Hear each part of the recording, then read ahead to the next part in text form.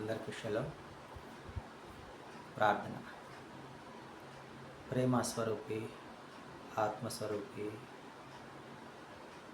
దీర్ఘశాంతము గల తండ్రి, కృపామయుడ, ప్రేమమయుడ, వివేచన గల తండ్రి, బలము అనుగ్రహించు తండ్రి, జ్ఞానము అనుగ్రహించు తండ్రి, స్వస్థపరచు తండ్రి. తండ్రి, మీ ఘనమైన నామమునకు స్తుతులు స్తోత్రాలు చెల్లించుకుంటున్నా. ఈ ఉదయకాల సమయంలో నీ వాక్యమును ధ్యానించి వాక్యము ప్రకారముగా జీవించినట్లుగా మా మనోనేత్రంలో వెలిగించమని ఈ మమ్మల్ని రక్షకుడు విమోచకుడు యెషువా మెస్సీయ నామమున అడిగి పొందుకుంటున్నాం తండ్రి. ఆమేన్. నా వేదనకు మితి లేదు, నా శోకానికి తుది లేదు, నీవు కాక జీవితాన ఆశయే లేదు, నీవు గాక జీవితాన ఆశయే లేదు. నా కోసం నువ్వు వస్తావని, నా ఆర్తధ్వని వింటావని, నా కోసం నువ్వు వస్తావని, నా ఆర్తధ్వని వింటావని ఎదురు చూస్తున్నాను, నిదుర కాస్తున్నాను, ఎదురు చూస్తున్నాను, నిదుర కాస్తున్నాను.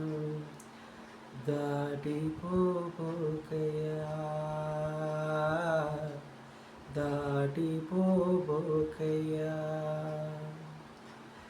దాటిపోబోకయ్యా, దాటిపోబోకయ్యా.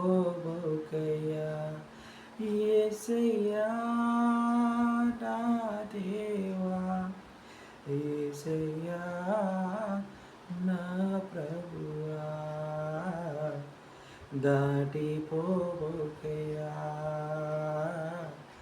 దాటిపోబోకయ్యా.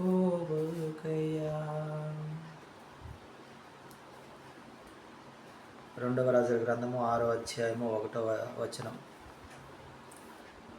ఎలీషా వద్ద ఉన్నటువంటి ప్రవక్త శిష్యులు ఎలీషా వద్దకు వచ్చి, నీ వద్ద ఉండుటకు మాకు స్థలము సరిపోవటం లేదు, ఇరుకుగా ఉన్నది, కాబట్టి మేము యోర్దాను నది ఒడ్డుకి వెళ్ళి మ్రానులు నరికి తెచ్చుకొని ఇల్లు కట్టుకుందాము, వేరే స్థలంలో ఇల్లు కట్టుకుందాము అని ఎలీషాతో ఈ ప్రవక్తల శిష్యులు అడిగినప్పుడు,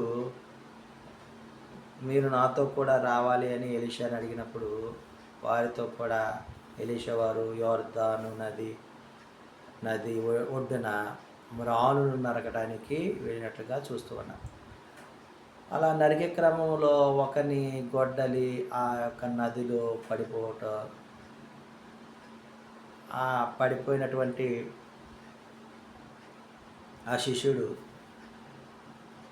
ప్రవక్త యొక్క దగ్గరకు వచ్చి, నేను అరువు తీసుకున్న గొడ్డలి అది, ఆ అరువు ఇచ్చినవాడు అనేక శ్రమలకు గురి చేస్తాడు, కాబట్టి దానిని ఏ విధంగానైనా వెతికి తీయాలి అని ఎలీషాతో చెప్పినప్పుడు, అది ఎక్కడ ఏ ప్లేస్లో పడిందో చెప్పమని ఎలీషా అడిగి, ఆ ప్లేసులో ఒక కొమ్మను నరికి, ఒక మ్రానును నరికి వేయగా ఆ గొడ్డలి తీరినట్లుగా అధ్యాయాలు మనం గమనించగలం. ఆ తర్వాత దానిని ఆ దాసుడు, ఆ శిష్యుడు తీసుకున్నట్లుగా కూడా మనము గమనించగలం. తర్వాత సిరియా రాజు ఇజ్రాయేలీలతో యుద్ధం చేయాలని మాటుగా కొందరిని ఒక స్థలంలో దాచిపెడతారు తన సైన్యాన్ని.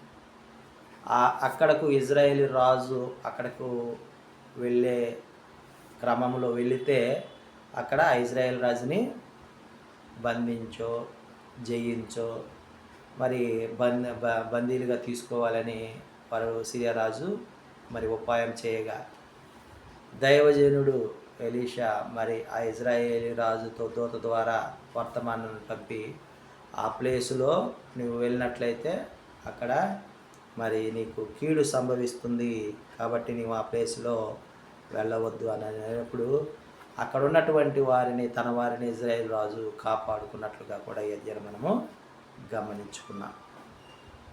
ప్రియమైన సహోదరి సహోదరులారా, యోర్దాను నదిలో పడినటువంటి గొడ్డలి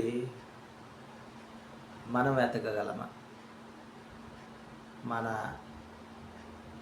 మనుష్య రీతులకు అది కష్టం. అలాగనే దైవజనుడు చెప్పాడు కాబట్టి ఇజ్రాయేలీల రాజు తన వారిని రక్షించుకున్నట్లుగా మనం చూస్తున్నాం. ఎలోహిం వారి జ్ఞానము, వాక్యము మనల్ని తప్పిదముల నుంచి, పాపముల నుంచి తప్పించి మన ఎడల ప్రేమ కనపరిచి అద్భుత కార్యాలు, ఆశ్చర్యకార్యాలు జరిగించాలని మనకు తెలియచేస్తూ బోధిస్తూ ఉన్నాడు. మరి అలాంటి వాక్యాన్ని మనం పెడచెవిన పెట్టి ఉంటుంటే మనకు అద్భుతాలు ఏ విధంగా జరుగుతాయి, స్వస్థతలు ఏ విధంగా జరుగుతాయి. కాబట్టి మరి మన ప్రియ సంగమ, మనము ఎలోహిం వారి వాక్యాన్ని వినటమే కాదు, దానిని ఆచరించే రీతిగా మనము ముందుకు కొనసాగినట్లయితే మన జీవితంలో అద్భుతములు చూడగలము, ఆశ్చర్యకార్యాలు చూడగలము, స్వస్థతలు కూడా మనం చూడగలమని కొన్ని మాటలు పరమ తండ్రి మన వినికిడిలో ఫలింపచేయనుగాక. ఆమేన్.